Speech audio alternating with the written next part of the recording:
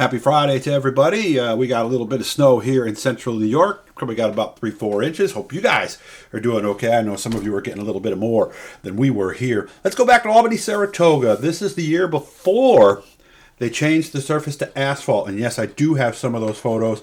I'll be getting to those soon. But this is May 8th, 2009. Patriot Sprint Tour was actually at Albany Saratoga that night. So we were doing some TV on this night as well. So as you can see, the racetrack always very well prepared out there in Malta. Got to give credit where credit is due. This is one of the best prepared racetracks that there is. Way to go, Lyle. And we were here on what was a very special night. Of course, obviously doing TV. We got there nice and early. As you can see, the parking lot not even filled up yet because we know how this place will get by the end of the night. There's Matty D bringing in his hauler. There is the familiar Brian Howland, number 51, right there. This is back when Gordy Button was still running sprints. Where's Gordy? There he is. Of course, he got back in a small block a couple of times this year. He's been working with Jeff Taylor and his crew. So getting there early, you get to get a lot of behind-the-scenes stuff. This was back when Doug Emery was actually still driving. Of course, he's been a car owner the last few years, been focused on that. Does have an old stock car he likes to take out to Watkins Glen, so I know he's still out there having some fun with his race car. Now, I'm not sure if this is the car of Jeff Trombley right here, but it might be. I'm not sure if he was driving at that point or not. Of course, there's the 4-star entry, Vinny Salerno's car right there. Oh, multi-time ESS champ, Steve Poirier. Man, we miss you, Steve. Miss all our Canadian friends right there, including Mikel Perrant. We'll see him a little bit later in this bin right here. His familiar number 25, Bubba Broderick's number 5. There's the guy they call the Juice, Jared Zimbardi. We'll see him in his car in a little bit, and we'll see Alain Bergeron. Actually, that's him in the right, leaning in to that right there. Jason Barney, of course. I believe he was still fairly new to sprints in 2009. And here's some of our Canadian friends from Alain Bergeron's team. Anybody who knows the Canadians like we do in racing know they're some of the friendliest, nicest people that you'll ever meet. And man, we too sure miss you. Here's Brian Howland, no longer in racing. And you see, look at the back there. Matt Thomas is actually putting an in-car camera on his car. So hopefully we had some good pictures that night. Dave Wickham, 802 Solutions. He was the man behind that. And this in here, you can tell how they can richen and lean out the motor because as they sit there and idle it, of course, they got to start it up, get a push start and everything. There you see a lot of the controls on the inside of these sprint cars.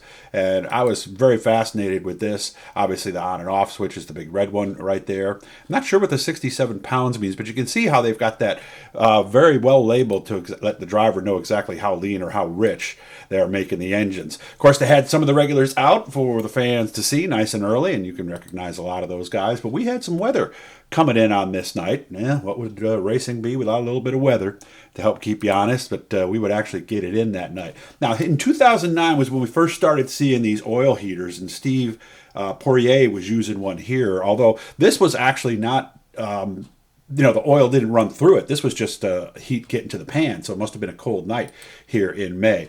Lots of stock cars. Albany Saratoga has some of the best stock car racing around.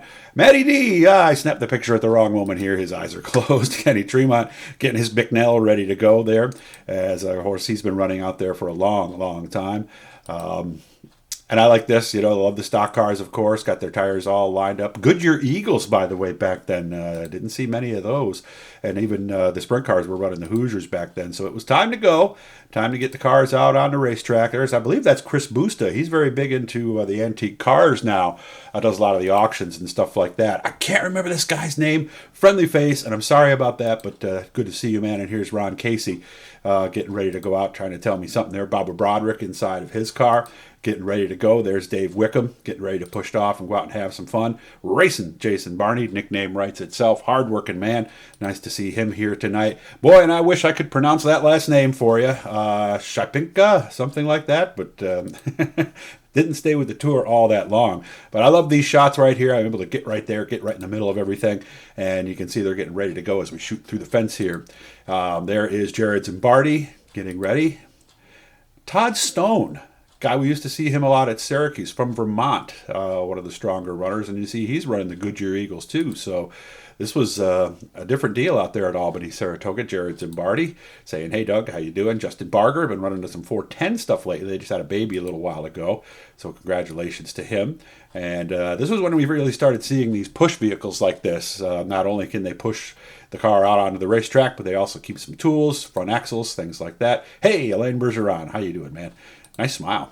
And here is Doug Emery giving some advice to Mikel Perrant, going, "Man, you got to drive that thing in deep." You can tell what he's doing with his right hand there.